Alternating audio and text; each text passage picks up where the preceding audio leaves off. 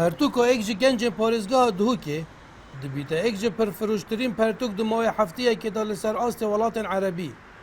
Ev pertûkê ku ji laya endazyarekî bi zimanê Erebî hatiye nivîsîn, bi navê Re'b Zelazil an ku tirs ji bîvelerzan.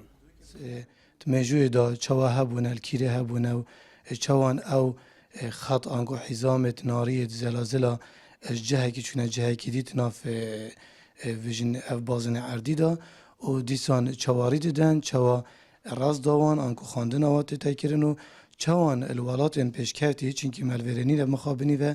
خوجت پارزن تاراده که مدیر آبار بلدهو که Sererayê ku naveroka vê pertûkê bas li cûr û şêwazên bîvelerza li niha paşerojê dat ket,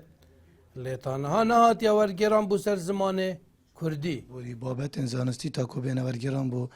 زمان کردی گلک بزحمت بونه گلک بجین پیوت یت زانستی هنیت علمی هنه کو اب کردی هر بلکوت قاموسا کردی دا هر نبونه گلن دیجیک نویسی نوی زمان عربی ما بستک به بویه کو سپاس بو خودم گشنه و آرمانجه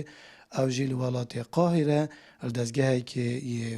بجین نافدار عربی اف پرتوکه هات چاپ کنو بالاف کرن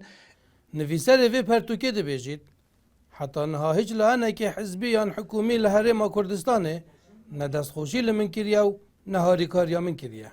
اما خرابیک کردم بجنه باشه دست خوشم دل کسی نهالین لی پشتوانیا پیتوی نه آمادی نه معنوی نه حتی که دست خوشیک آنکو سپاسنامه که فرمی نه چلانین حزبینه چین حکومی لحرم کردستان همیه کسی المعنی کریه Nivîsîn û wergeran û berhemînana pertûkan li başûrê Kurdistanê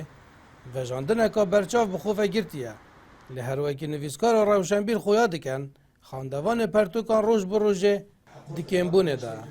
Şîmalberçî NRT Duhok.